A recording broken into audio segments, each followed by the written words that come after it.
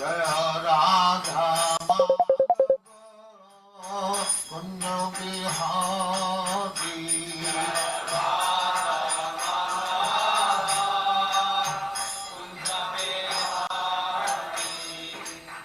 Yashodanandana Brajajana Ranjana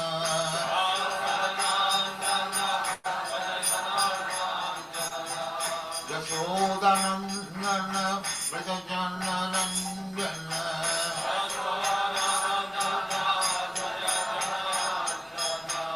Jamuna Tira Banachari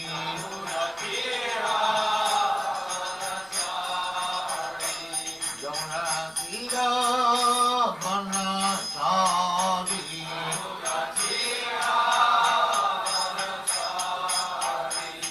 Jaya Radha Madhava Kunja Bihari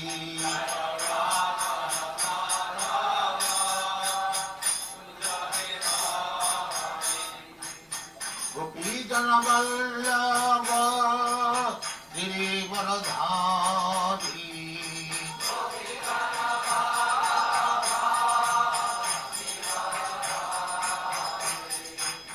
Gopi Jana Vallabha Girivaradhari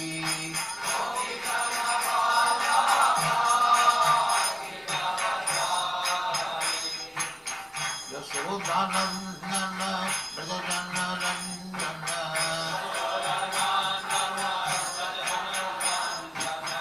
Yashodanandana Brajajana Ranjana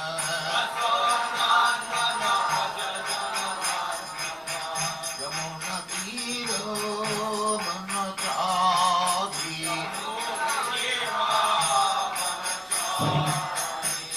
Yamuna Tira Banachari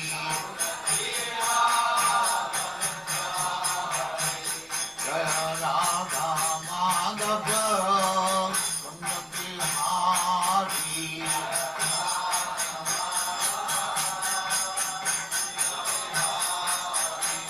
Jaya Radha Madhava Kunja Bihari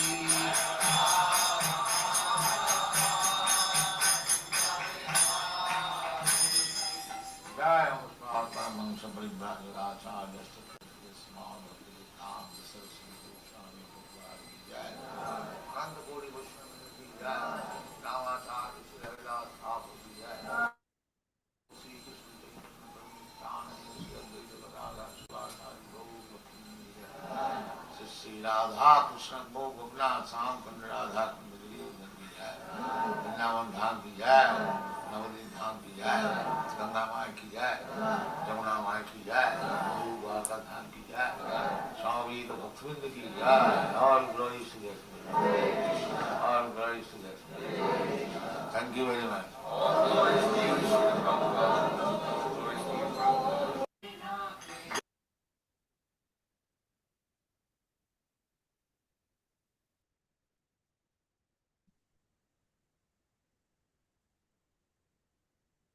Hare Krishna, dear devotees, please accept my respectful obeisances. All glories to His confounder, Charya Srila Prabhupada.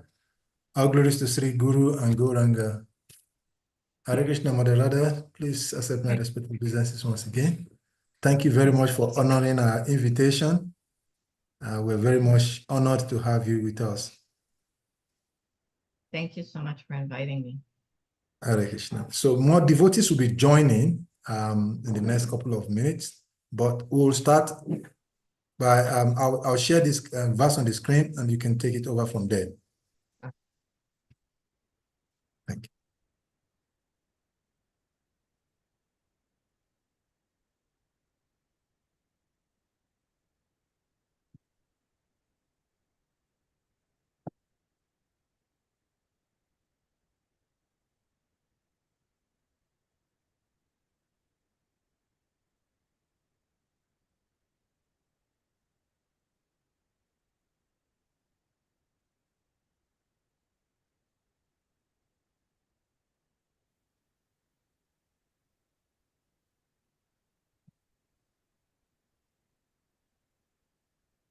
So you can start, madam. Just going to. All right. Om Namo Bhagavate Vasudevaya. Om Namo Bhagavate Vasudevaya. Om Namo Bhagavate Vasudevaya. So we are reading from Srimad Bhagavatam, 3rd canto, chapter 1, and this is verse 39. Yamav uttasvitanayo pritaya pratayarito paksmavirakshiniva emata udaya mridhe svariktam paratsuparnav iva vajriva vatrat umavutasvitanayo pritaya pratayarito paksmavirakshiniva Vimatudaya mridhe svariktam bharat suparna vivavajri vaktrat Umavutasvitanayo pritaya partayarto pakshmabhir akshiniva Vimatudaya mridhe svariktam bharat suparna vivavajri vaktrat. So would any of the devotees like to chant? Okay, I can chant. Yamadutasvetanaya pritaya parta vritau paksamabhi aksim niva remata udayam rideswa akviktaham parat supanav iva vajrit vakritat.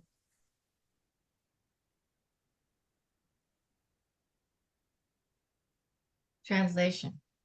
Are the twin brothers who are protected by their brothers doing well? Just as the eye is always protected by the eyelid, they are protected by the sons of Pratap, who snatched back their rightful kingdom from the hands of their enemy Duryodhan, just as Garuda snatched nectar from the mouth of Indra, the thunderbolt carrier. Purport by Srila Prabhupada. Indra, the king of heaven, carries a thunderbolt in his hand and is very strong. Yet Garuda, the carrier of Lord Vishnu, was able to snatch nectar from his mouth. Similarly, Duryodhan was as strong as the king of heaven, and still the sons of Pritha, the Pandavas, were able to snatch away their kingdom from Duryodhan. Both Garuda and the Parthas are pet devotees of the Lord, and thus it was possible for them to face such strong enemies. Vidura's inquiry was about the youngest brothers of the Pandavas, namely Nakula and Sahadeva. These twin brothers were the sons of Madri, the stepmother of the other Pandavas. But although they were stepbrothers, because Kunti took charge of them after the departure of Madri with her husband, Maharaj Pandu, Nakula and Sahadeva were as good as the other three Pandavas, namely Yudhishthir, Bhima, and Arjuna. The 5 brothers are known in the world as regular brothers. The 3 elder Pandavas took care of the younger brothers, just as the eyelid takes care of the eye. Vidura was anxious to know whether, after winning back their own kingdom from the hands of Duryodhan, the younger brothers were still living happily under the care of the elder brothers.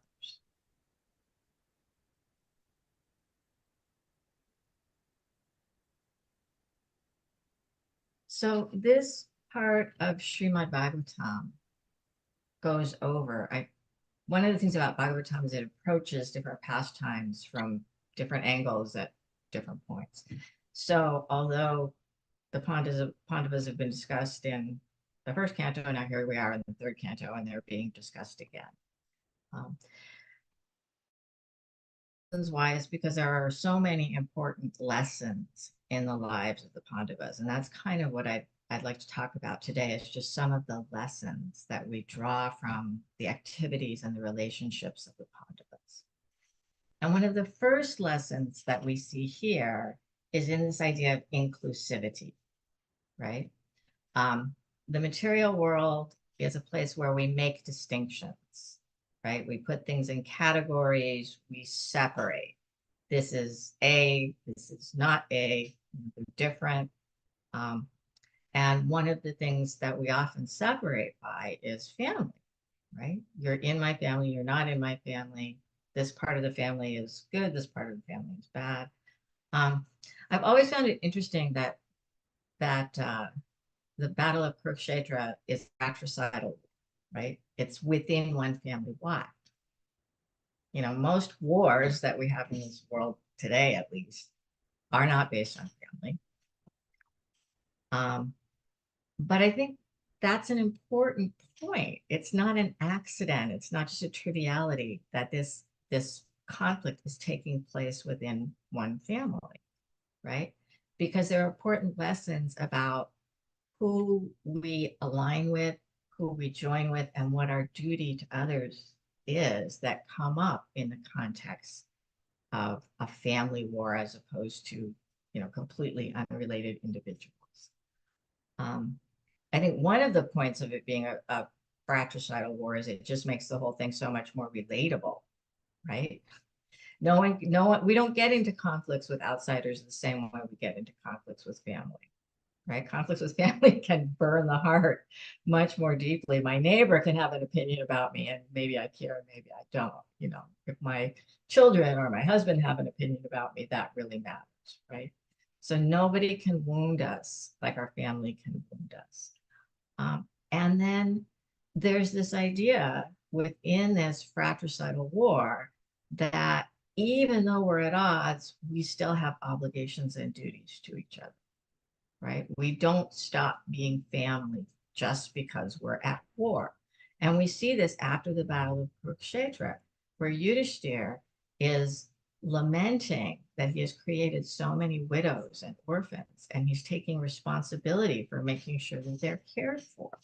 So even though these are families, right, these are people who were on, quote unquote, the other side, he recognizes we're all still part of the same unit, the same family, the same kingdom, and I still have obligations to you, right?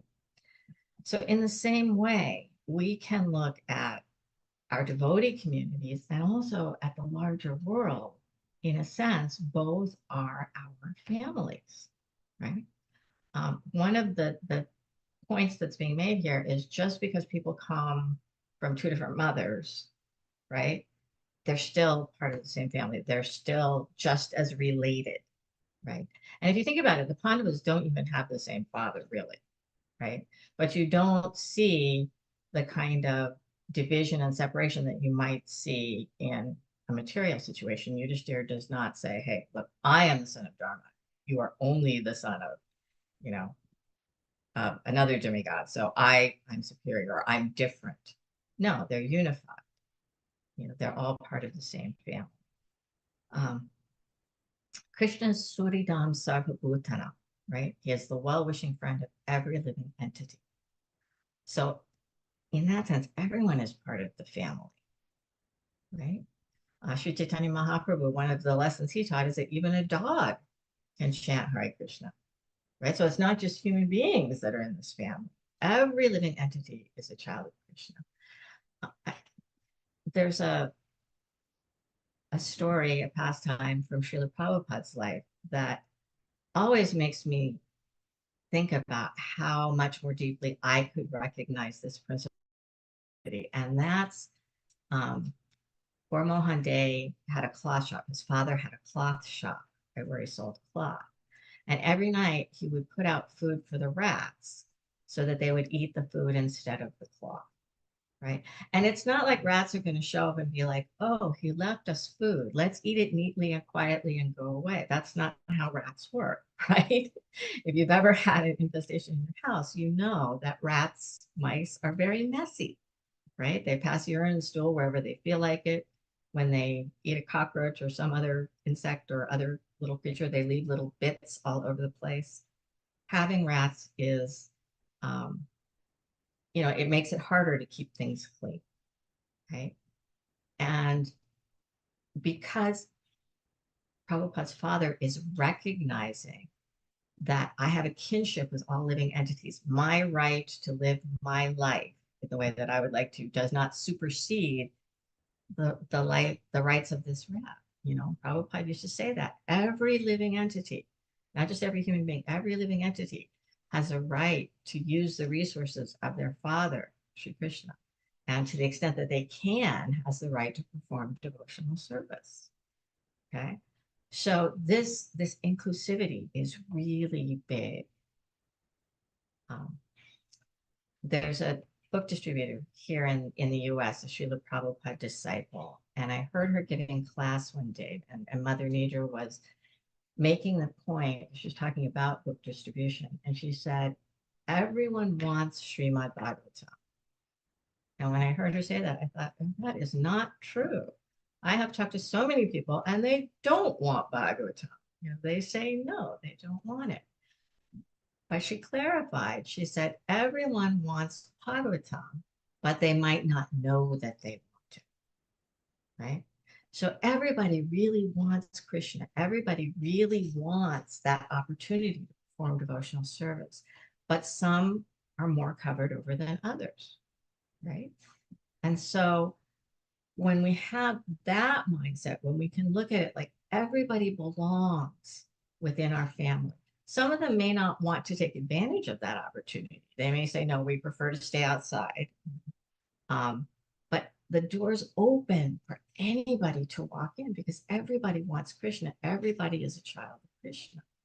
So just like the Pandavas are not distinguishing between the children of one mother and the children of another mother, we don't have to distinguish that, you know, I'm a devotee and you're not. We can meet people on a more common ground.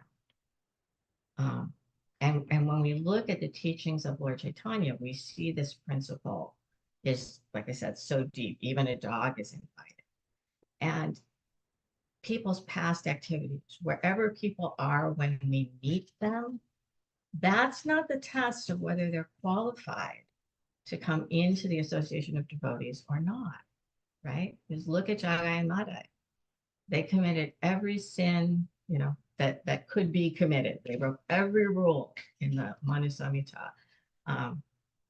Yamaraj couldn't even keep up with cataloging their sins because they committed so many sins.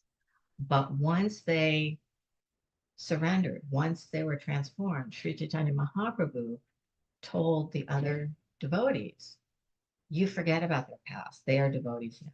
We don't make a distinction, right? So it's not so much where we come from as it is where we're heading, right?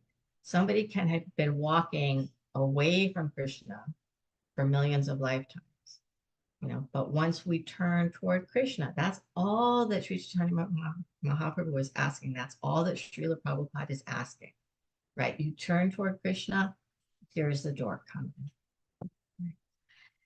And it can be really easy because of our material conditioning to expect other devotees to be like us. You know, I spent some time in India in the past few years, and it really challenged me because I realized how much I subconsciously expected other devotees to be like American devotees, right? It was extremely uncomfortable for me in the sense that I have a particularly American style of communication, right? We're direct, we're loud, you know, we joke a lot. And I was unaware until I tried to live somewhere else that other cultures don't necessarily communicate in that same way.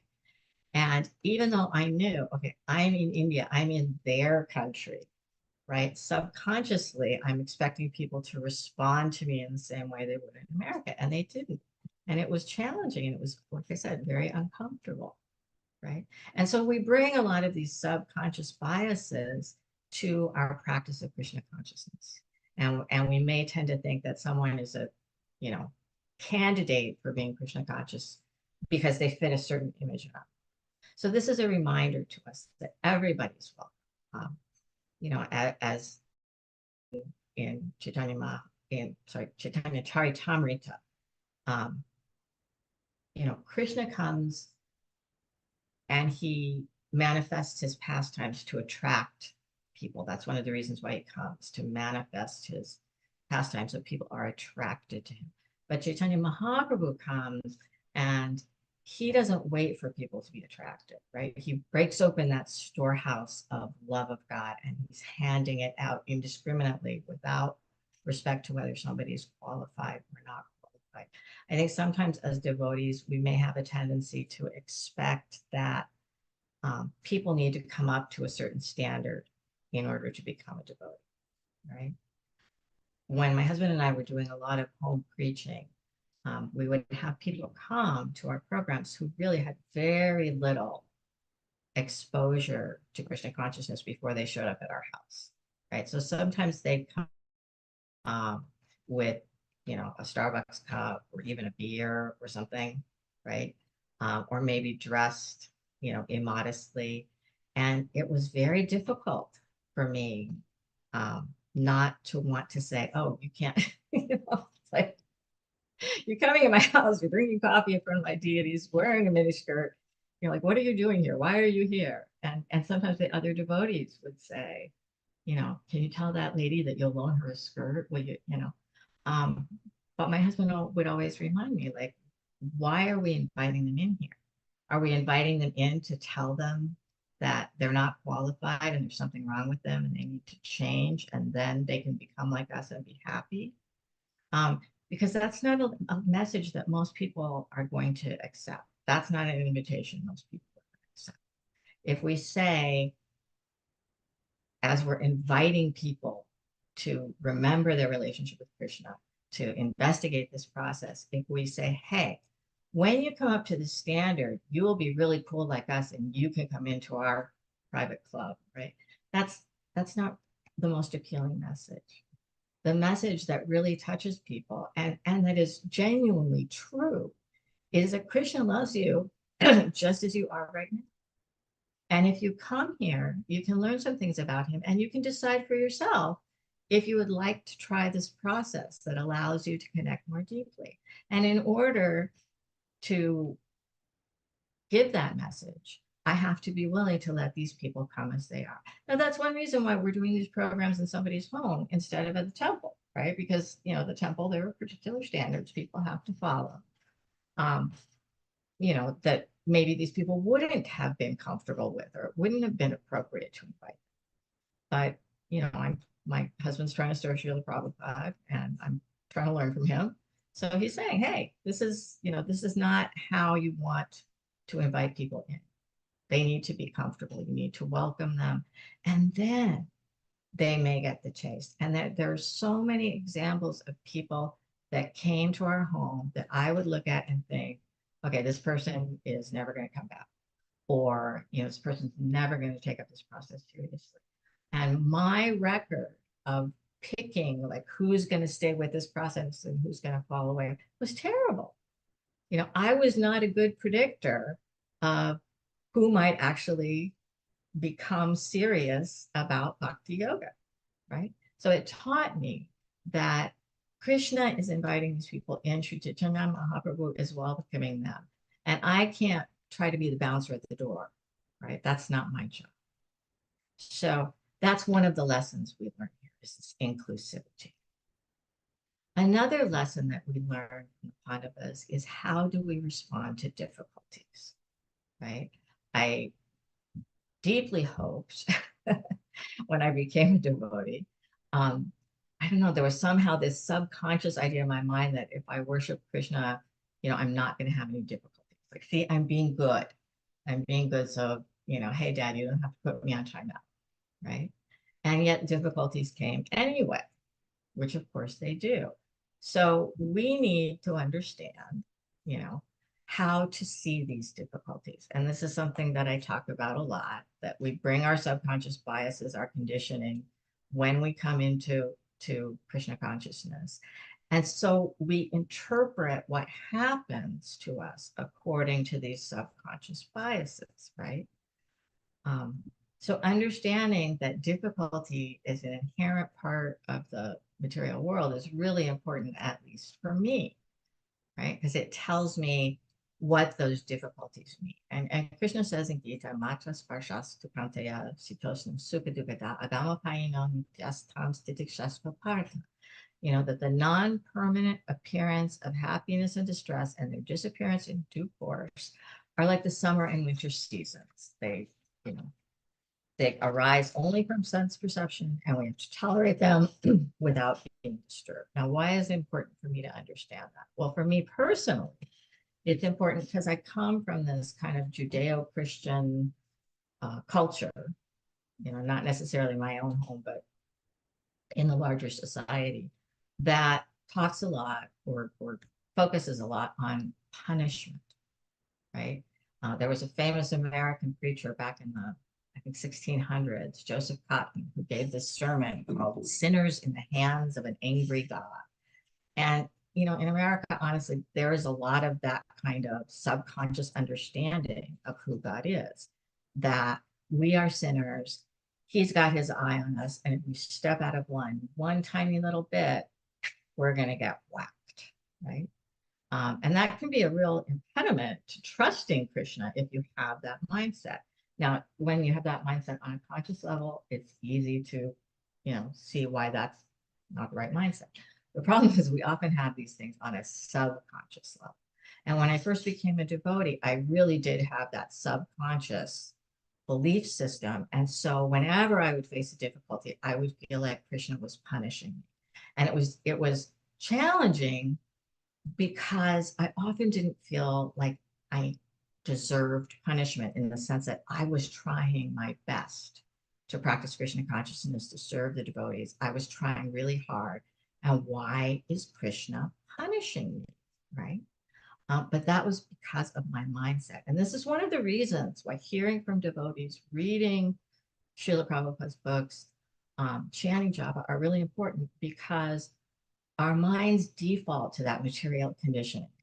But the conditioning I came in with, it has not gone away. All right. I do things to change the filter in my mind to get Srila Prabhupada's teachings front and center.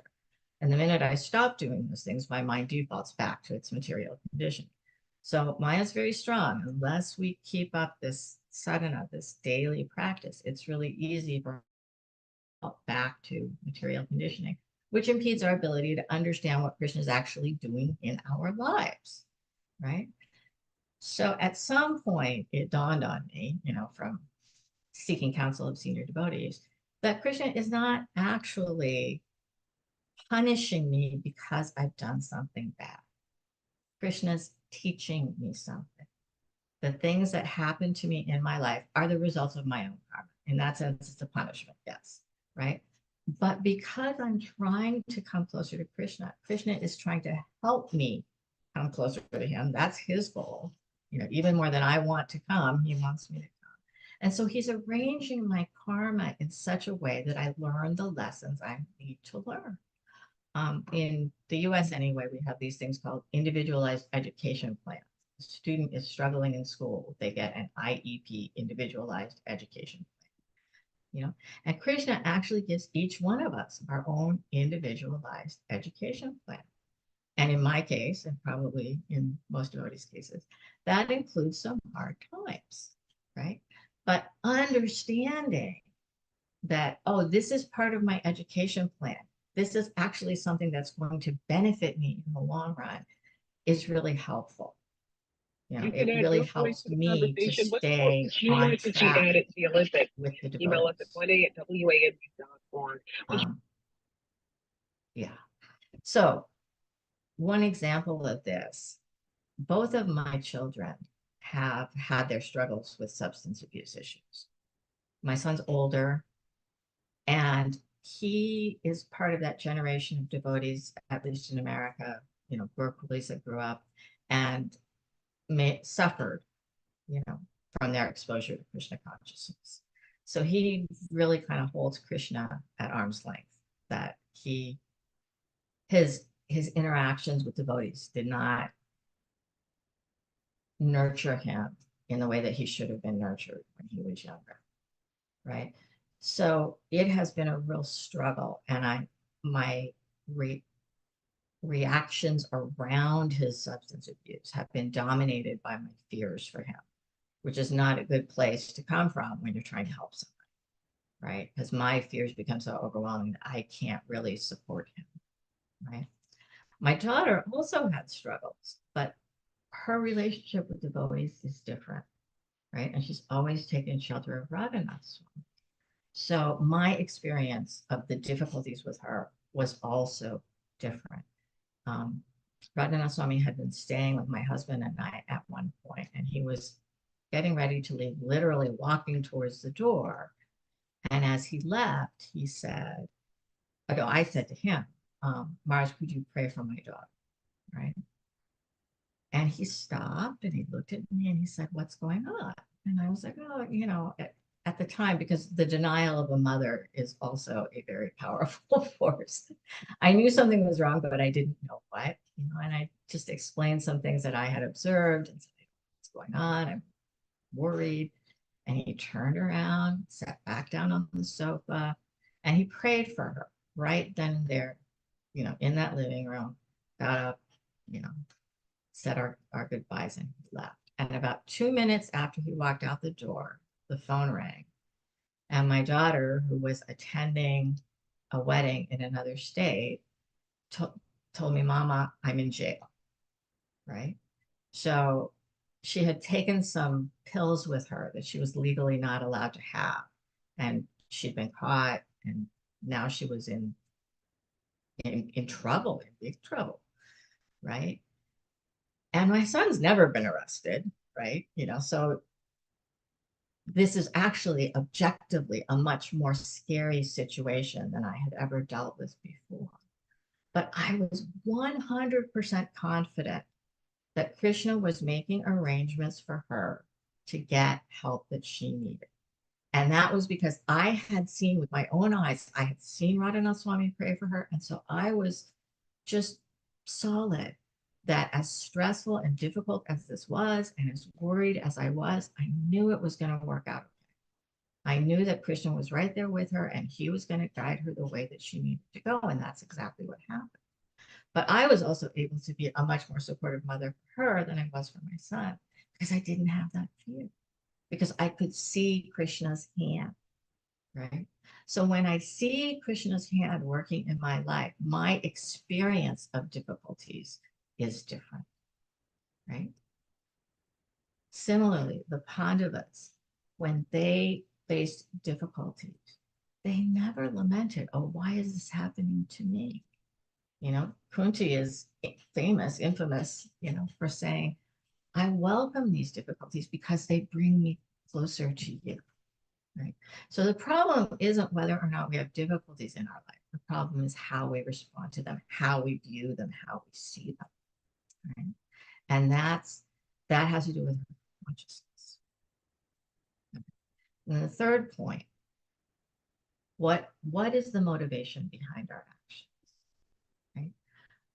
Again, one of the reasons why this interfamily conflict in Kurukshetra is so powerful is because it highlights the main difference between these two groups of people, the Pandavas and the Kurus, right? If it was different countries fighting, or tribes or something, we might focus on a lot of differences.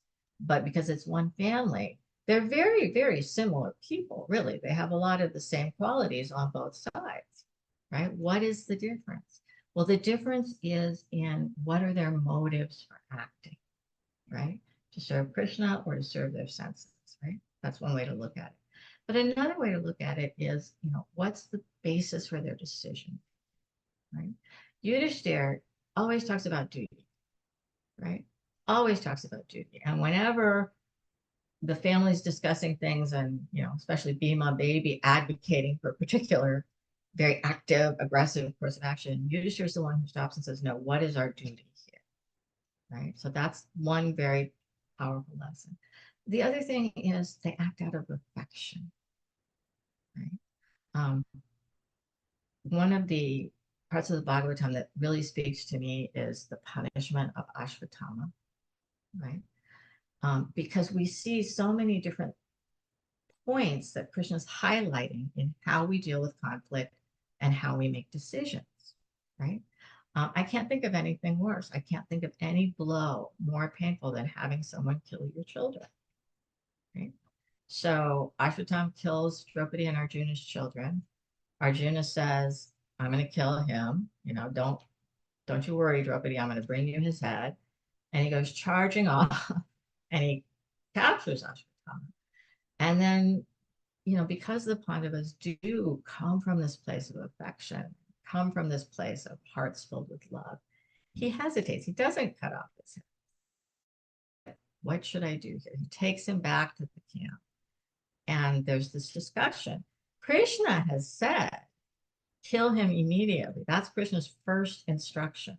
And yet nobody follows that instruction, right? They have this discussion. And Draupadi actually brings up some points that are really important for us as well, which is she talks about, number one, what's our duty here, right? She talks about how does this affect the larger community? Kshatriyas should not kill Brahmins. We have to think about not just the situation, but the whole, precedent we're setting here and how that can affect society. She talks about the debt that we owe to his father. His father is your teacher. You owe him something. You can't just kill his son. And she talks about how deeply she's suffering. And yet she does not want Ashwatthama's mother to feel that. So she talks about compassion. So these are some really powerful points in how do we decide what to do as we walk through our lives. Think about compassion, think about mercy, think about how this affects other people. That's so antithetical, to the individualistic, sense gratification based modern world that we're living in. So think about how we're all interrelated, how we all have to work together. All right. Well, one of the things that we sometimes forget, is that devotees are a family. It can be really easy to feel separated, particularly when we come from different cultures. And yet we are. We all are a family. And when someone is not behaving well, is struggling with Krishna consciousness, it can be very easy to write them off. Right? So-and-so is in Maya. I don't know if that people still say that or if they say that in Africa, but when I was a young devotee in the US, that was a very common thing. Don't talk to so-and-so, he's in Maya, right? Which might just mean that, he hasn't been at Mangalarji for the past 3 days, or it might mean that, he's preaching some bogus philosophy. There was no distinction between those different levels of Maya. But usually our response was shunning and exclusion because we were not mature. We didn't have a lot of sense sometimes. But just as Vidura tries to reach Dhritarashtra to give him advice, you are my brother. I see you walking this path. I see you, heading towards destruction. And I'm going to speak the truth to you. That's a powerful way of helping somebody. But let's take it a step further too, because I know my personal inclination is when somebody's doing something that I think is wrong, I always feel like I should just go to them and explain what they're doing, and then naturally they will immediately rectify themselves. And it has taken me some, 35, 40 years of practicing Krishna consciousness to realize that very rarely works. Most of the time people just want to know why I'm sticking my nose into their business, right? So a lot of times we may try to reach out to somebody and they don't respond well. They're struggling, they're in Maya, we give them good advice, even their guru gives them good advice, and they just don't take it, right? We get frustrated, okay? And sometimes we've done what we could. Sometimes that's the only thing we had to offer, and we just have to pray for them. But we should never forget that they're still a part of our family, and they still need to be invited back in. Radhanath Swami gives one example of how communities should help their members who are struggling that I find very powerful. And I don't remember all of the details, but the gist of it is that he had a yatra, and typically on his yatra there are thousands of people, and they were in India somewhere, and they went to a beach. And at that beach, there was a very, very heavy riptide, right? And so they were warned Don't go out past this point because this riptide is life threatening, right? And whenever you have thousands of people, number one, you don't know that everybody actually hears the instruction. Because if you have it that, even 1,000 devotees would speak of 2 or 3, 4,000. People are always talking to each other and, getting distracted. And so number one, you don't know that everybody actually hears this. And number two, if you have 5,000 devotees, you're going to have at least one who thinks the rules don't apply to them. It's inevitable. So of course, somebody goes out too far, gets caught in the riptide and can't get back to shore. There's no boats, there's no lifeguards, there's no cell towers, the cell phones aren't working. They have no way to call for help. It's the devotees there on the beach and the devotee there in the riptide. That's it. Those are your teachers. And so what they did was they formed a human chain, each devotee holding on to a devotee. And so they were able to go farther and farther out in the water until they could reach that devotee who was stuck in the riptide and pull him back to shore. Right? And Radha Swami talks about how powerful this example is in everybody working together to help those who need help. Right? And a lot of times when devotees are struggling, I can get invested in having them struggle because it makes me feel better about my Krishna consciousness. If Krishna consciousness is this elite, exclusive club, and not everybody gets to be a member, then I'm special, right? That feeds my false ego. So when I see devotees struggling, sometimes I get a little bit of, improper gratification from the fact that, well, I'm not struggling like that, right? Sometimes we genuinely don't know what to do, right? And sometimes it's genuinely beyond our power. Some devotees can do things that other devotees can't, right? So it's important that we work together to give help, right? I remember being out on book distribution with Vaisheshika Prabhu one time, and we were going store to store, right, down this street, and we came to a bar, right? It's middle of the afternoon, came to a bar. Everybody walks past that door because we're not going to go into a bar to distribute books, right? Except by Vaisheshika Prabhu. He walks right into this bar. And we're all standing outside going, oh my God, what is he doing? And, I'm like terribly nosy and curious. So I'm like, I have to go in and see what he's doing, right? How is this supposed to work? And I walk in, and you know what he's doing? He's distributing books and he's collecting donations. And I do not know how. He motivated these people to be excited about Prabhupada's books and generously donate because, if I had walked into that bar, I would definitely not have gotten that reaction. But not only were these people excited about, receiving books, but they were just so happy to see him, right? So he could do something. He could go to a place and reach people that for me personally, it would be dangerous. It's like, even after seeing that example, I'm not going to go into a bar and try to distribute books. That is not a safe place for me, right? But Vaisheshika can do that. And so sometimes when devotees are struggling, it may be, okay, I'm not the person. I don't have the Shakti to help this person, but let me reach out and see if I can find someone. So again, that working together, right? And that keeping the door open, right? This is something that I struggled with as a younger devotee. Somebody would do something and I would think, well, that's it. An aspiring god sister once, offended my guru. She was aspiring for initiation from him and she offended him. And I just thought, well, that's it. He has to kick her out now. He can never give her initiation now. Like, she shouldn't be allowed to even see him. And, and that's not the way he reacted, right?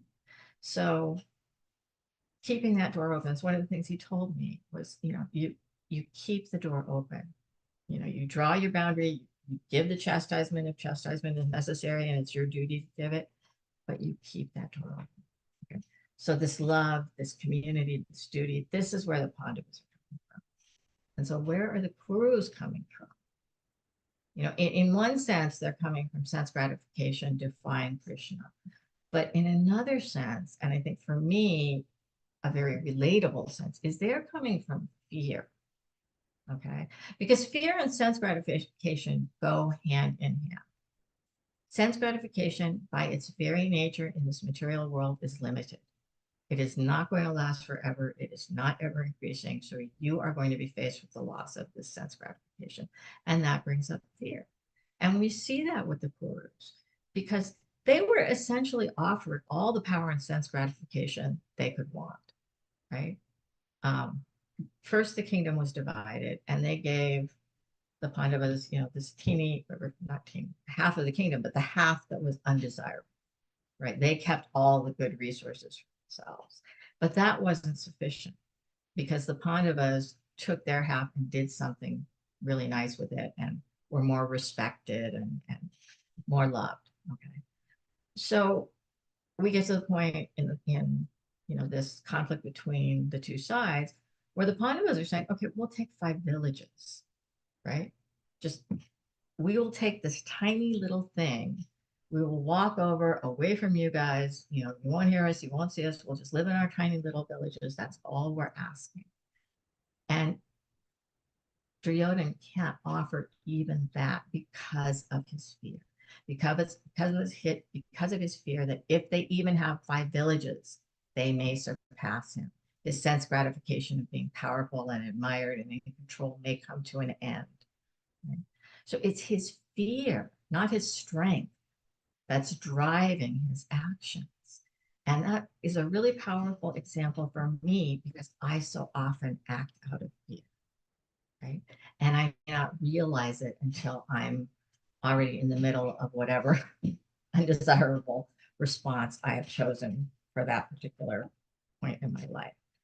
And what I've realized over the years is that introspection, understanding my own motives, is really important, right?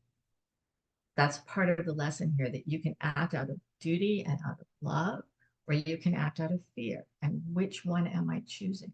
It's not that my conscious mind says, oh, I'm afraid that this situation is going to turn out in this way, and therefore I will choose this action. If it was a conscious thing, it would be so easy to fix. It is a subconscious thing, right? And the conscious mind, you know, has actually been serving the false ego for so many lifetimes that it almost does it automatically.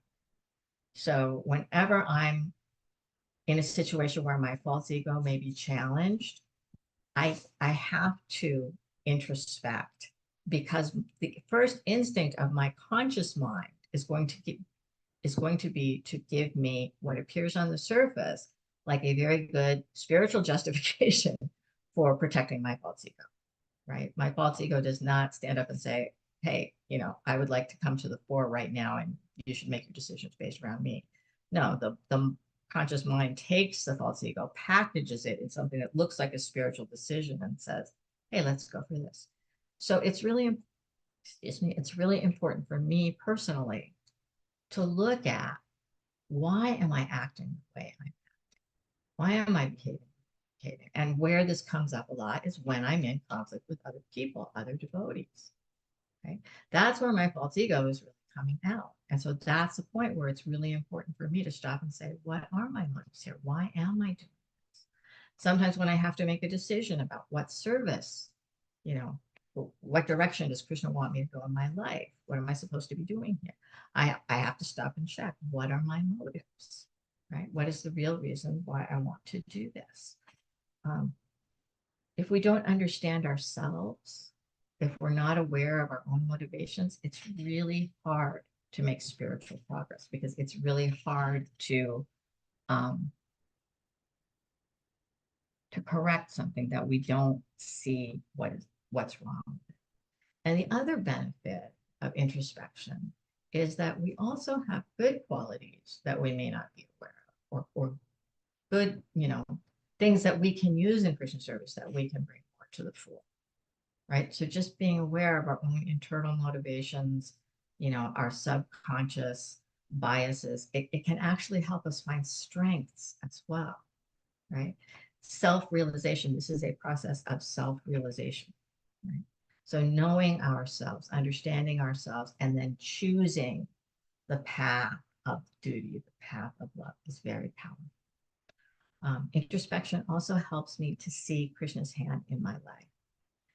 Normally, when I am in a difficult situation, I am reacting emotionally, right? It takes me a minute to step back and say, okay, what are my motivations? What's going on here? So a lot of times in the moment, I don't see Krishna's hand. But when I take a step back, and I think about, what did I learn here? What happened here? How did that turn out? Then I see the pattern, right?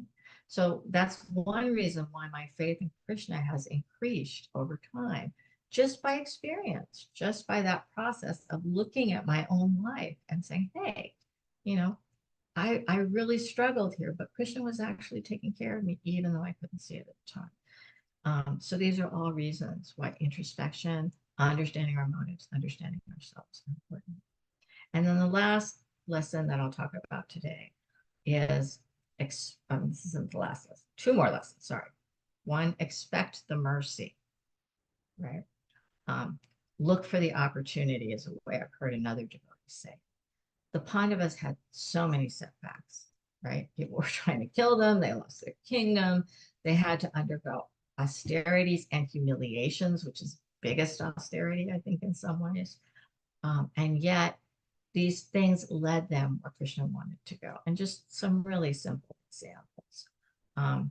When they're exiled, that's when they connect with Draupadi. That's when they show up and they're able to go to the Swayamvara and Draupadi becomes their wife. When they're given this wasteland to make into a kingdom, it's like they've been wrongfully cheated out of all of the nice parts of the kingdom and the good resources, right? But instead of getting discouraged, right, they simply work with what they have, and Indraprastha becomes even better than Duryodhana's portion.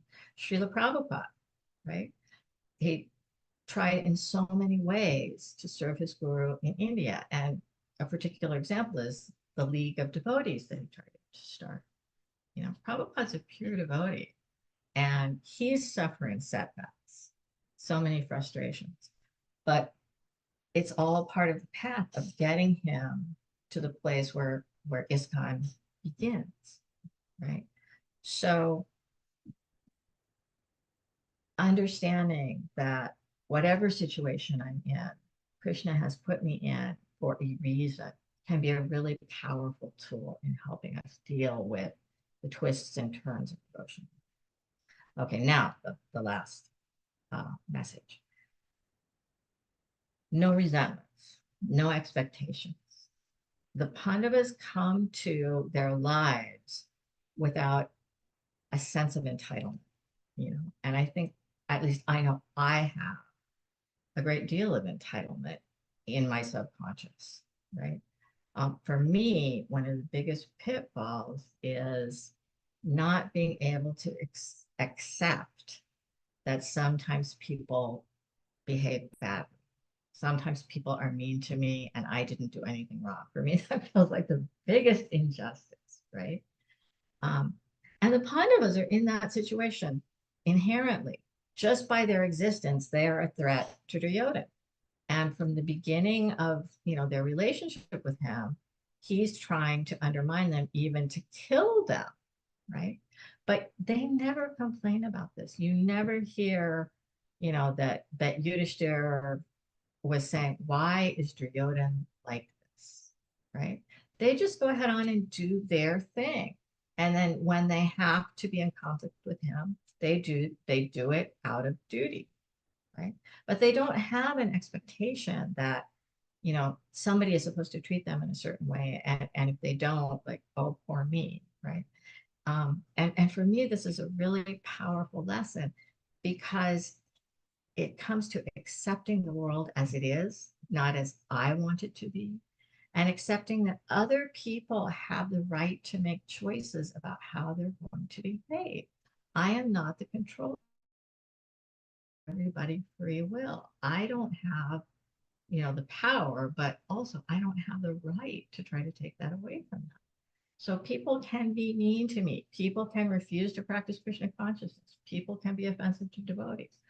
I may have boundaries. I'm not going to associate with you if you do this. You're not welcome in certain places if you do this. But it's not my duty. It's not my right to fix people, to change people. And I think we probably all have something in this world where we experience the similar phenomenon of thinking it should be different, wanting it to be different, being frustrated that it's not different, right? And that's a very difficult place to make spiritual progress from, because whenever I have a sense of resentment, at the core, I'm resentful of Krishna, because what I'm really saying is, Krishna, why are you allowing this to be this way? Why are you allowing it to be, global warming when I don't want it to be global warming? I live in a place where there's a lot of fire, and the fire danger is very high, and the hotter it gets, the more fires we have, right? So Krishna, why are you making it like that? Why, anyway, I have been really stuck for a number of years on, my father is an alcoholic, right? And I just have this huge resentment against him because he won't stop drinking, and somebody recently pointed out to me, like, that's what an alcoholic is. They can't stop drinking, So why are you surprised that he keeps drinking? Why are you frustrated? He is what he is, and this, right? And that really helped me to see that, I have these expectations, I get these resentments, and then I sink into the resentment, and it's an impediment. I don't need to do it. So that's another important lesson that we learn from the Pandavas. So just to sum up real quickly, we learn about being inclusive. We learn about how we respond to difficulties. We learn about looking at our own motivations. We learn about looking for opportunities, expecting the mercy. And then we learn about letting go of expectation and just accepting what Krishna gives. So thank you all so much for inviting me here, for listening to me ramble. And I'm really looking forward to your usual insightful questions and comments. Hare Krishna, thank you so much for sharing your love and wisdom with us, Mother Radha. Dear devotees, if anyone may have questions, comments, realizations, you may have to unmute. Hare Krishna, Thakur Murar Prabhu, please unmute. Yeah, Hare Krishna. Hare Krishna. Please accept my own obeisances. I'll go to Srila Prabhupada, and I'll go to the assembly devotees. So thank you, Mantaji, for your presentation. Although I came in a bit late, but got some of the nectar. So as usual, I'm regarded as a appreciation person, and so I take it. I appreciate the devotees for the time. That's really a sacrifice to be presenting. But this is the topmost, so appreciation is there. So quickly, we the Pandavas and their reaction to various trials and tribulation, and just gonna remember a quick pastime we are in that Jordan has sent there was a Muni and many devotees and disciples to the Pandavas in the forest, and that when especially Muni comes to you, you have to treat them properly. So it was said that at a certain time, the prasadam is shared and whatever. So at the time that the Vasa came, everything was already finished, and everybody was in sort of kind of consternation, I would say. But luckily, a little piece left in the pot, and Krishna was already at the mercy. And I'm also cracking up when they said that when Krishna found it, and he'd accepted it, then Drovasa and his 1,000 disciples got so filled that they couldn't bother to go back, because you're filled. You're not going to bother to on the prasadam because you didn't have any place to take it. So each time I remember the story, I was cracking up. So that's part. And also the part about introspection. So right now, I'm taking my summer to introspect. At the end of the year, people sort of reflect, but I'm saying summer is the time that we should introspect because people go on pilgrimage, so people go on vacation. So I'm just saying that one, thanks for the presentation. Also, remind ourselves that we should take time to introspect. Thank you for your presentation. Hare Krishna. Thank you, Prabhu. Hare Krishna. Hare Krishna. Hare Bo. Thank you so much, Murari Prabhu. Hare Krishna. Anyone else with something to share or ask?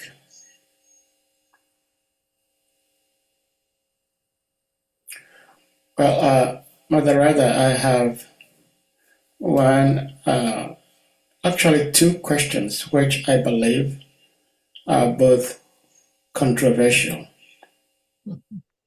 And the first one is, there was one devotee here, she's no more here, but her name is Sati. She's no more here. And my name is Sahadev Das.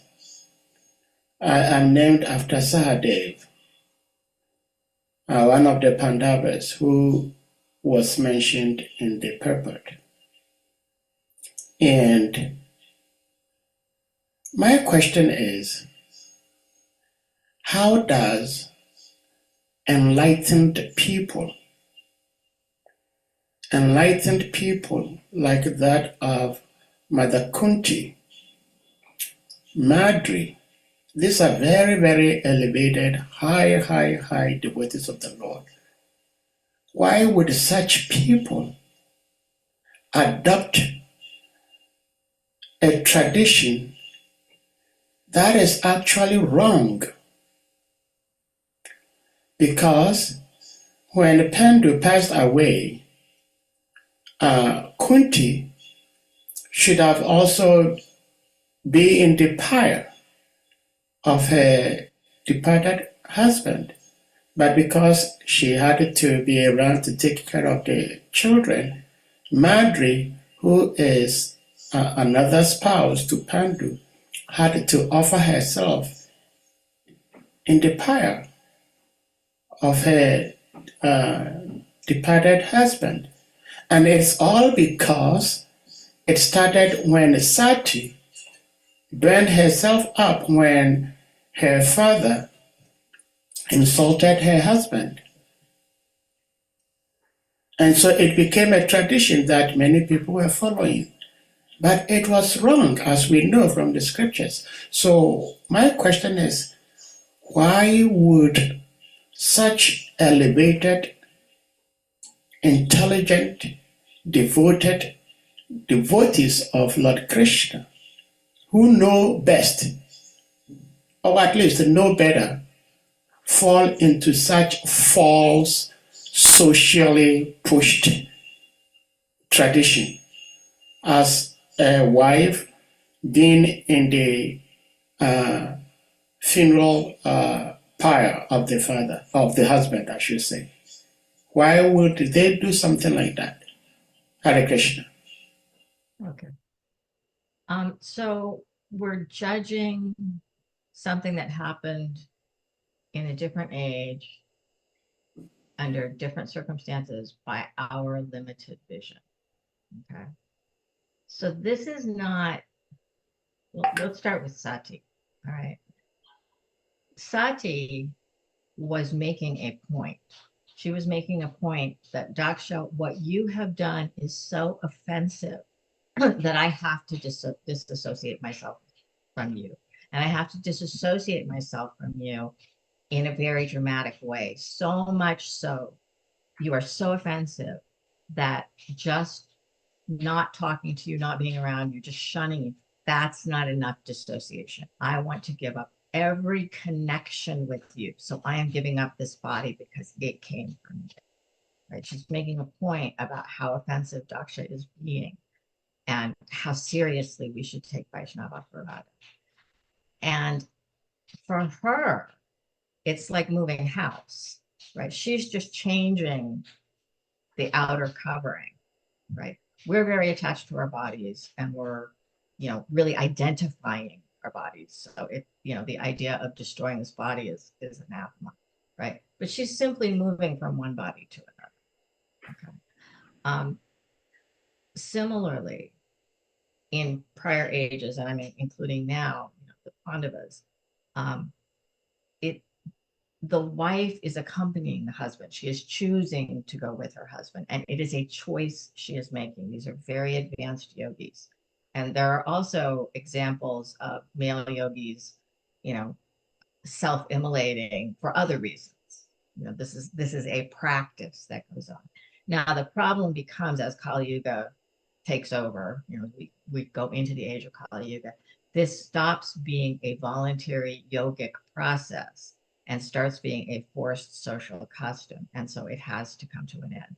And there are many examples of other things that were done in prior ages and are recorded in the Bhagavatam that Krishna then had to say, okay, no more. For example, animal sacrifice was done in past ages where the animals were, killed. And then by mantra, the priests would put the soul of the animal into a new body, and it was a way of testing the mantras, right? But then it became animal slaughter for the purpose of eating the animals, and Buddha came and said, okay, we're not doing that anymore, right?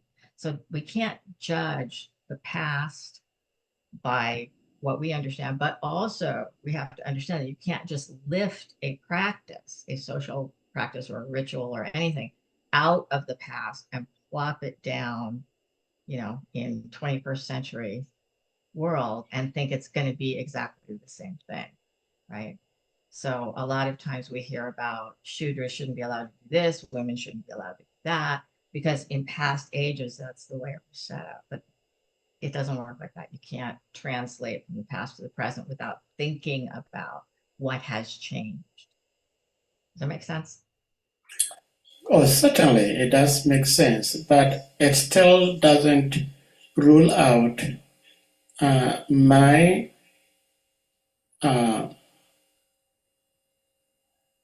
approach to the entire custom, in the sense that whether it was at a different age or in present age or whatever age, the reason this sati was being practiced is because Sati gave up her life when her father Daksha insulted her husband. What she did was yogic powers. She burned herself. She did not throw herself into fire. But what after that others were doing were that others were being asked to follow their husbands. And so they were entering into fire. That is not exactly what Sati did. So I'm wondering how such intelligent, devoted Vaishnavis of Lord Krishna would do something like that, because it is said that Kunti herself, whom we all adore so much, was prepared to enter into the fire too.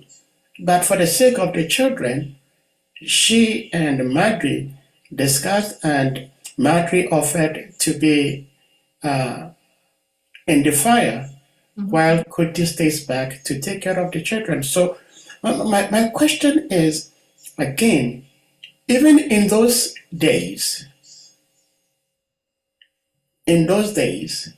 I am wondering whether there was a clear scriptural recommendation for women to do that. And if women were to do that, why men not doing the same thing when their wives passed away? Okay, so as far as I understand it, and I'm definitely not the authority on this, but as far as I understand it, the idea is the husband is going back to Godhead, right? Or at least to the heavenly planets, and the wife has the opportunity to go with him. That if she goes in the fire with him, she goes where he goes. Yeah, I there is scriptural support for that. It's Vaishnav scripture. I don't know that it's Vaishnav scripture, right? And it certainly doesn't apply in this age. But I think two things that I would say have to filter into our understanding of this. One is voluntariness, consent, right? This is a choice that is the woman is making, whether it's, sati, self-immolating, or someone, going into the funeral pyre. It has to be a voluntary process. And the other thing is they're looking at it as, we are going somewhere with our husband. This is a portal. This is an opportunity to go somewhere. So we're looking at it, why does Madri have to be immolated in the fire? Kunti may be asking, why do I have to be the one to stay here and raise the children?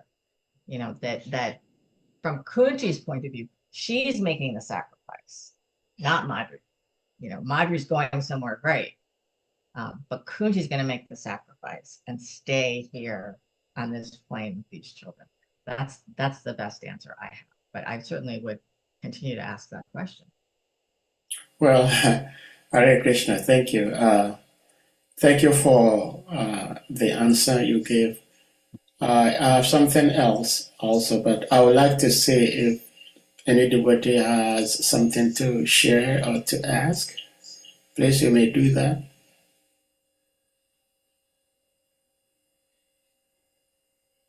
Well, I think I will go ahead with my second question. Rather, you beautifully addressed how important it is when we have struggles or when other devotees have struggles, how we try to deal with our struggles and come out of it in a better way, becoming better devotees. My understanding is that when someone has struggles, it means that that individual recognizes that this is a challenge for me. I do not want to do this. I do not want to say this, but somehow I'm compelled to do this or to say this or to act in this way. And so in that sense, if someone offers some sort of help, it might be easily taken, or it may be taken without much difficulty. But when someone thinks that whatever I'm saying, I'm doing, is not a struggle, it's just who I am, then how much can anyone help such an individual? Because in the first place, the person does not think that he has challenges, he has struggles. And I'm asking this question in regards to somebody who chooses to have sexual affinity to whatever. That individual does not see that as a struggle. It is his or her own chosen way of life. So if somebody has such an affinity, then how do you come in to attempt to give any help? The person does not need help anyway. So that is just general example I gave. So my question is, how does a second person seeing another person say that this person has this challenge, has this difficulty? Let me see how much I can offer help. How do you do that as a devotee? Because as a devotee also, you do not want to see someone suffering. So, but how do you do that as a devotee when the person has not come up to you that, hey, Mata, hey, Prabhu, I'm having this difficulty. I'm having this challenge. How can you help me? The person hasn't come to you for such help. But you sitting somewhere, based on your understanding from the scriptures, from the sadhus, from Guru, you think that this shouldn't be the case, but the person doesn't see it that way. How do you approach such an individual? Right. So fundamentally, our problem is we are conditioned by the material energy and we have forgotten that we are servants of Krishna. That's the real problem. All the other problems are symptoms of that real problem. And sometimes we can get hung up on the symptom instead of the fundamental problem. In other words, well, I'll give an example from my personal life. I was raised by two alcoholics. My home life was extremely dysfunctional. And so the coping tool that I knew to use for stress or whatever was to get intoxicated, right? And I didn't want to be like my parents, so I didn't drink alcohol because I could see that they were crazy. But I smoked a lot of marijuana. This is before I met the devotees, right? And I remember my mother at one point saying, I think you have a problem with marijuana. I think you're an addict. And me looking right at her and saying, yeah, and it was like, I knew I was addicted to marijuana. I thought it was working for me. I didn't think it was a problem, right? Because I didn't know that there were other ways to cope with life, right? And if the devotees I met had started out by saying, okay, Rebecca, it's great to meet you. You know, we want to tell you about Krishna, but first you have to stop smoking marijuana. I would never have become a devotee, right? What that, you know, I understood I'm not going to smoke marijuana around the devotees. I'm not going to smoke marijuana at the temple. You know, I understand there's a time and a place and I respect her. But they didn't make that a prerequisite. You know, it's like whatever you want to do on your own time, you do, but come here, come with us, do some service, chant with us, right? And eventually that higher taste grabs you. And then I became willing. Okay, now I'm ready to let this go because I want that higher taste, right? And a lot of times when we're dealing with other devotees, you know, it's like this, I think everyone should be like me kind of thing.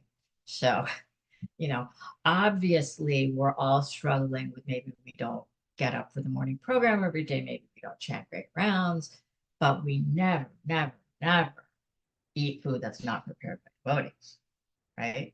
So it's like I pick and choose which rules are the most important based on which ones I can follow. And then I try to, you know, harass everyone into, you know, agreeing with me. We can't force people to move faster than they want. This is another thing.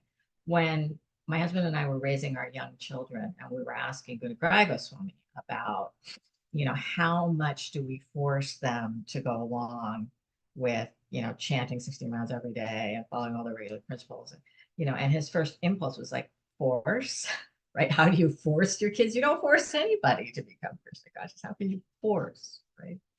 You know, so again, we have our boundaries and our rules. Like you're not going to get intoxicated at the temple. We don't serve meat at the temple. Devotees are not going to go to a hamburger restaurant with you. Okay. But, you know, if you engage in these things on your own time, you're still welcome here. You're still welcome to practice. And yeah, you can't, this is the lesson that I struggle with so hard. You can't force people to change ever. They have to want to change. And it's like with my dad, I can see the destruction that is happening in his life. And I don't want him to suffer like that. And it's not my choice and it's not my business, right? So we may have a relationship with somebody where we can say, hey, you know, have you thought about this? Have you realized what's happening in your life because of whatever tendency you have? And, you know, have you thought about ways to change it? We may have that kind of relationship or we may not, but we can always offer, you know, love and support. I remember one friend of mine knew a devotee who had kind of fallen away and was struggling with intoxication and whatever, and was kind of like not even interested in coming back. And she used to always take prasadam to this lady, you know, because that was all the lady could accept at that time. And she didn't preach it or she didn't just, you know, hey, I was at the temple. I know you like this. I brought your plate, you know. And later when the woman came back, she said, yeah, that was one of the things that really helped because I still felt connected. You know, it reminded me that, oh yeah, you know, there's some great things about the temple. And it was kindness and love. So you know, those of us who are bossy by nature, like myself, I want to be everybody's mother and tell them how to live their life, you know, but it's really important because this is not, you know, like sometimes I think, okay, I'm going to make devotees for Krishna, right? We're making devotees for Krishna. No, we're not. People are devotees, right? We're helping them to remember that. That's my job is I'm the helper and I'm helping you remember. That's my job. And that's my answer.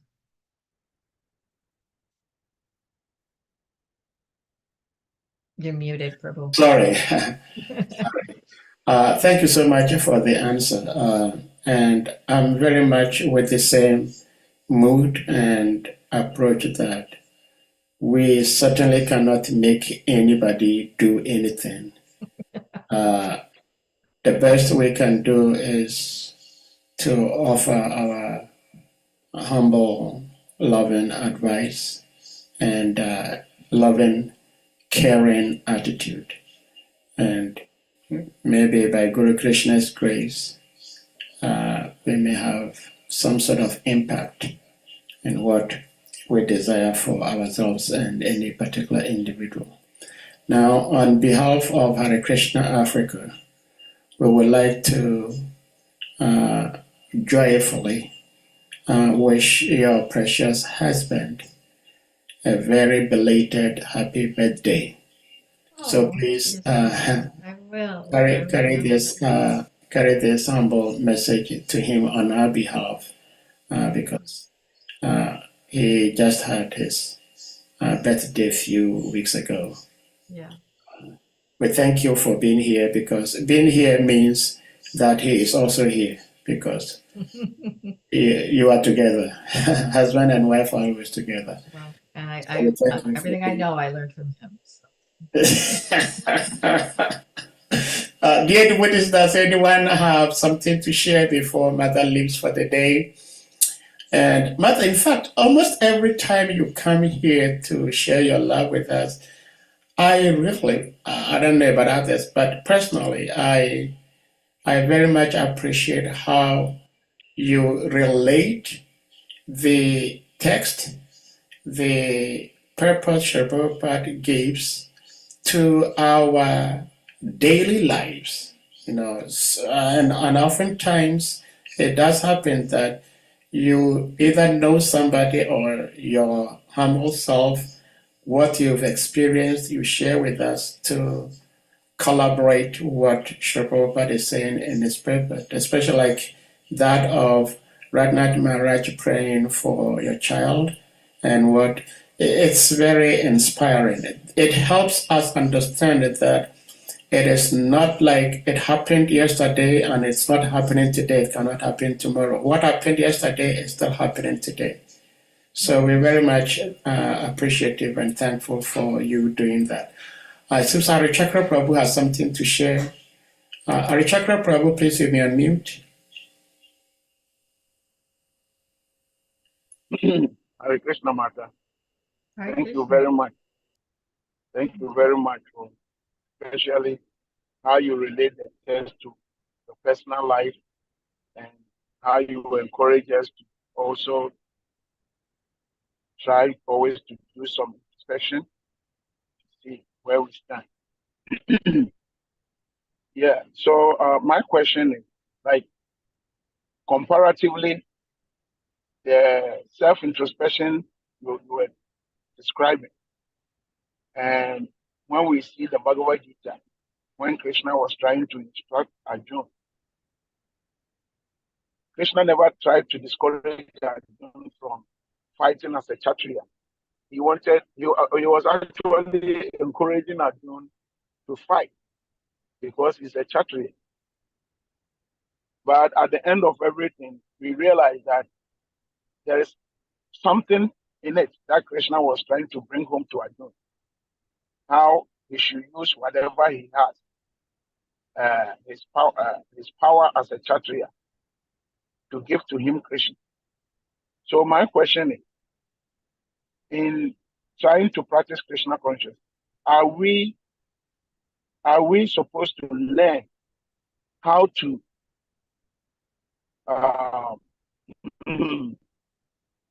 shift our conscious, how to shift our conscious, or are we supposed to shift our way of life? Yeah, both. Our way of life affects our consciousness, but we also have deep-seated, psychosocial natures that aren't able to shift or supposed to shift. So that we shift our life in terms of, we eat a particular diet, maybe we wear particular clothes, or maybe we don't. We engage in certain practices and rituals, but there are some things that, yeah, we shouldn't change. There's also that, instruction that better to do your own duty poorly than someone else's duty well. And that's part of the reason why we need our Diksha Guru and Shiksha Gurus, because this isn't, black and white, all or nothing. There's a lot of nuance and subtlety in how we practice Krishna consciousness. I know for me personally, I am a talker, right? I give lectures. My husband is always saying, yeah, she's really good at lectures. Let me tell you, I know, because I hear them all day long. But even as a small child, like, I would play with my dolls and I would give speeches to them, right? That it's so ingrained in my nature. If you, take me anywhere, put me up in front of a group of people, I will talk to them. It's just part of my nature, right? And so at a particular point, when I joined ISKCON, women were not allowed to give Bhagavatam class. They weren't allowed to speak at the temple, at least where I was living. And I remember Bhagavad Maharaj saying to me, no, it's not that you have to stop speaking. It's that you're not going to speak there, but you should still speak about Krishna, right? Because you're going to speak about something. You're going to go somewhere and do speeches. It's in your nature. So speak about Krishna. And now let's figure out where you can speak about Krishna. So, there are things in us that are so, so much a part of our nature that we have to express them. My husband is a writer and an artist. If you told him, he can't write, he can't make art, he's going to struggle, right? So there's a core of who we are that we're not, you're not expected to change, but identifying which pieces of me are really, things I should change, and which pieces of me are parts that I need to keep and I need to try harder to engage in Krishna service. That's part of the process of introspection. And that's why introspection has to be ongoing too, because we're evolving, right? Some quality that I thought was just inherent in my nature, I can't get rid of it. Over time, I may find that, okay, well, now I'm ready to let that go, or ready to let this other quality grow. Yeah, and it would be so much easier if there was just like this blueprint. You could just check a checklist. You could check off all the points, and then you'd be like, okay, now I'm a devotee. It doesn't work like that. Well, thank you so much for the answer, as usual. So beautiful. I mean, like what you just said actually buttresses my first question, that sometimes we do things that are actually not like a Vaishnav approach to doing things, even though we're trying to be Vaishnavas. But with time, Guru Krishna, excuse me, intervenes, and then we begin doing the right thing. So we have His Grace Govinda Prabhu's hand up. Govinda Prabhu, you may unmute. Hare Krishna.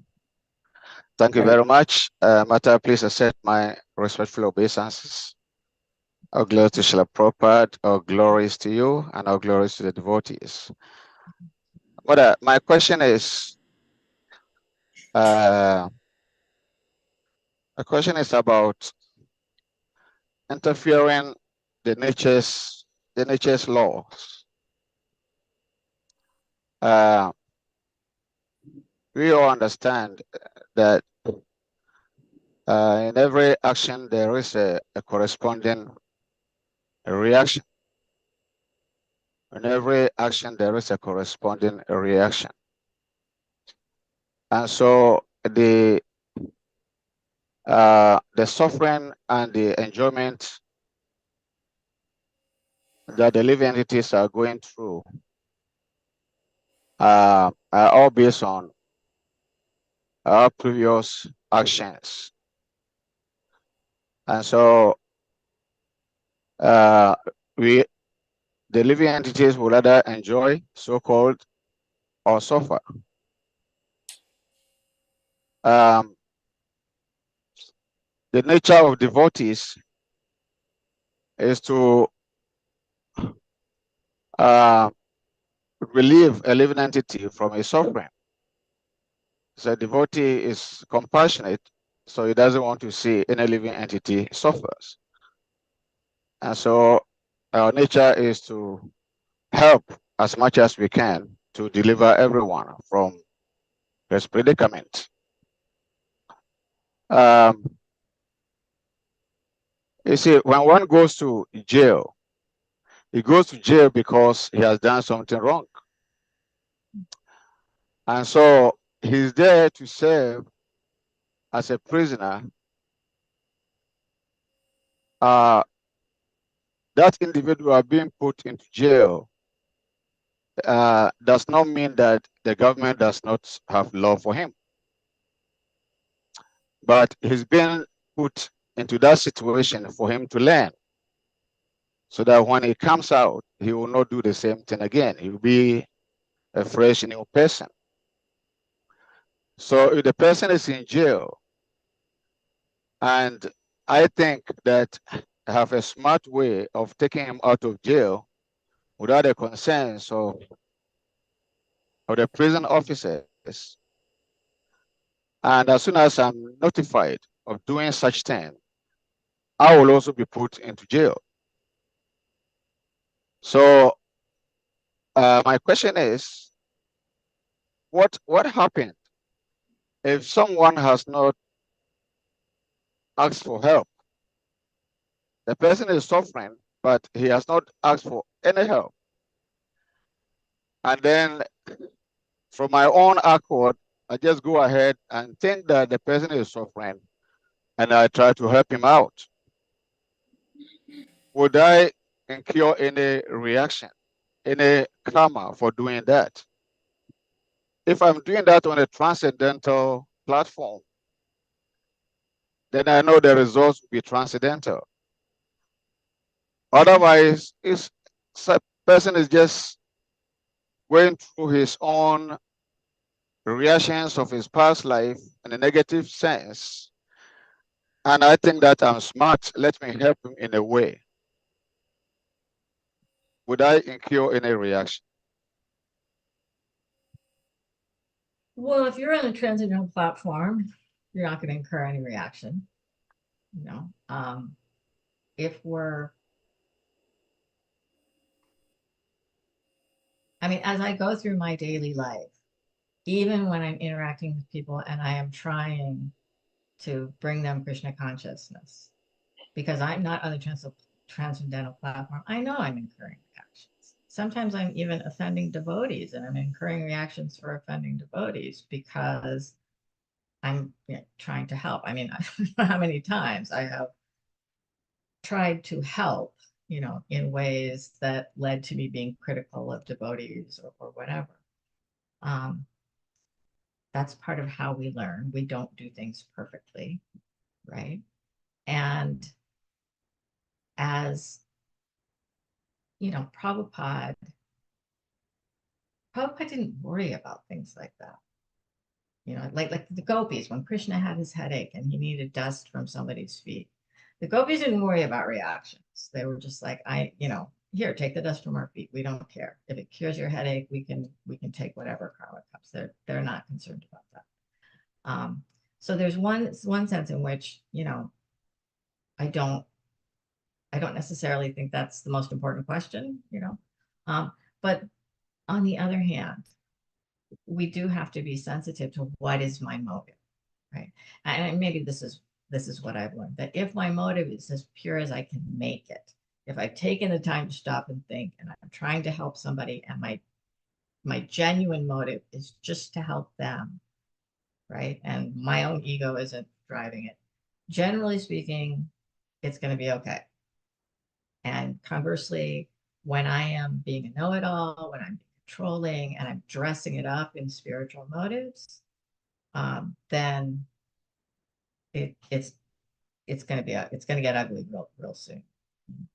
But I think one of the important things is when we're trying to give people Krishna consciousness, we're trying to help the devotee, how we react to their response is very important. So many times I've tried to help a devotee and they get mad at me, right? And I used to get mad back because like, I'm trying to help you and you're not even grateful, right? And it's like, they never asked for my help in the first place, right? As I get older, I understand, yeah, that's their choice. I'm trying to interfere with their choice and they're not happy about it. That's fair, right? So I think I'm struggling to answer this question, but look at your own motive, right? Don't, allow the other person to have their reaction and respect whatever their reaction is. And don't give up on them, I guess. Does that help? Yeah. Yeah, Yeah. yeah, it does help. I asked the question because, we also understand that when one take his own body, like Mother Sati did, because she's offended by her husband's utterances. Her father, sorry. I mean, her father's utterances to her husband, Mhm. and so she has to burn her own body. So one may also think, okay, I'm just suffering too much. What am I doing in this world? What am I doing in this body? Let me just kill myself. And the person will just go ahead and commit suicide.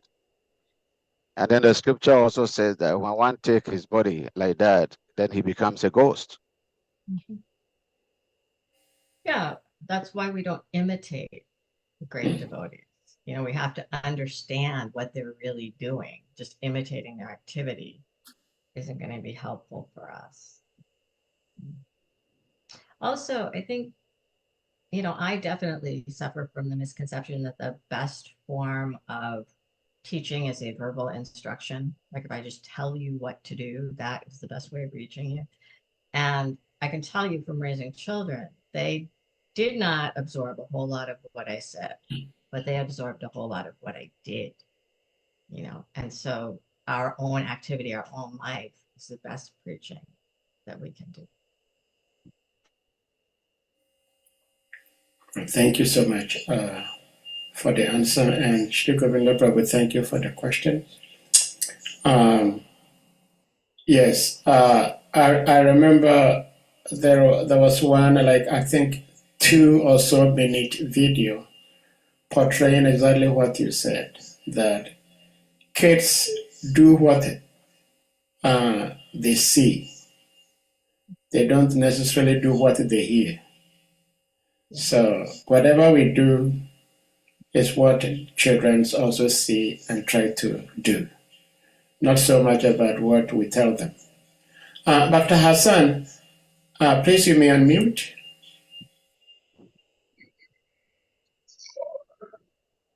Hare Krishna, Mother, please kind of accept my humble respect of senses. All glory to Guru Dev, all glory to Srila Prabhupada, and all glory to the wonderful assembly devotees. Thank you for the wonderful class. Mother, I have this question. If I heard you right, you were saying that we don't have to force anybody, for instance, to devotional service or to give the person Krishna consciousness. My question is, for instance, if this approach not to force anybody, does it go with everybody like your children, or your children have to be different? Because if you have a child, this child is your responsibility. You have to train this child. You have to put some restriction on him to help him, to guide him. And knowing that the Krishna consciousness is what is going to help him one way or another, you try to force him in other way because you want the best for him. It's out of love. So my question is not to force Krishna consciousness on anybody. Is it, does it include your children too? This is my humble question, Mother. Hare Krishna. Yeah. Well, speaking as someone who tried to force her children to become Krishna conscious, I would say my major objection to that approach is it doesn't work. Okay. When my children were little, I thought I was doing a great job raising devotees because externally they were following everything I said because they're little children and they naturally want to do what parents tell them. But when they got to be teenagers, it became very apparent that you have to bring the heart first. Like you can force your children to sit and chant japa. You can force your children, to do anything. But unless it penetrates their heart, they're not going to do it as adults. Even if talk about playing tennis or anything, what to speak of being a devotee. So the idea is you give your children structure. These are the rules of our house, which includes offering our food, bowing down to deities, whatever. These are the rules of the house. And this is what we expect of you as part of our family. That's a normal, important part of parenting. But you have to go past that if you want them to grow up to be devotees. Radhanath Swami puts it as they have to get that taste themselves. It has to go into their heart. They have to get the higher taste. And how each child is going to do that is going to be different. But it's this mood of love and encouragement and invitation, that is more important than, forcing somebody to follow rules. And I think it's true for children. I think it's true for adults that we follow something that has touched our hearts. We follow, like people became disciples of Prabhupada, not because they understood what he meant. They didn't, but because they loved him, right? And so, again, it's, I wish there was a checklist. You could just check it off and say, okay, now I get to devotee. But it comes back to that relationship and hearing from them and understanding how they're experiencing Krishna consciousness, right? Like my son grew up in the age where everything was judged by externals. Were you at the temple at the time you're supposed to be? Were you dressed the way you're supposed to be? What did your tilak look like? I remember devotees telling me that, if your tilak was messy, it was a sign that you were in Maya. If your tilak was nice and this was good. My son grew up with that, very external based approach to Krishna consciousness and following rules. And like I said, he has no time for it. My daughter, on the other hand, was much more invited in. We're doing this thing. It's fun. We want you to be part of it. Please come and help. And it helped that she had Brahmacharinis and Malati Prabhu and, different ladies, giving her engagement, giving her shelter and including her. And she has a much more positive attitude and still wants to be included. Right? So think about, when you're raising your children, think about what makes this experience positive for them, right? What gives them that higher taste? Well, thank you so much, Mother. We can't thank you enough for your insightfulness and motherly advice and heart. We truly and honestly love you and appreciate you so much. And thank you for being here with us as always. And with that being said, we're going to humbly request all the devotees, except Mother, you have any sort of concluding words to share with us? Otherwise, we're going to request the devotees to unmute. So we may end. I just want to say thank you as always for inviting me. And this group has the best questions and the best discussions, and I just love it. Thank you. Well, thank you so much, Mother. We love you too. With that being said, devotees, we're going to humbly request you all to kindly unmute, and we all chant Hare Krishna Maha Mantra to express our heartfelt appreciation to our beloved Mother Radha. Jai. Hare Krishna, Hare Krishna, Krishna. Krishna Krishna, Hare Hare, Hare Rama, Hare Rama, Hare Rama Rama, Rama, Rama Hare Rama, Hare. Hare Panchakalpatarubhya Pasang Pacha, Nitanam Nitanam, Pavanebhyo Vyo, Vaishnavebhyo Vyo, Namo Namo Namaha. Namaha. Anantakoti Vaishnavrinda ki jai. All glories to her grace, Mother Radha Devi ki jai. Jai. All glories to some of the Vaishnavi devotees ki jai. Shri Prabhupada. Hare Krishna. Thank you so much, Mother, for your class. Thank you so much. Krishna.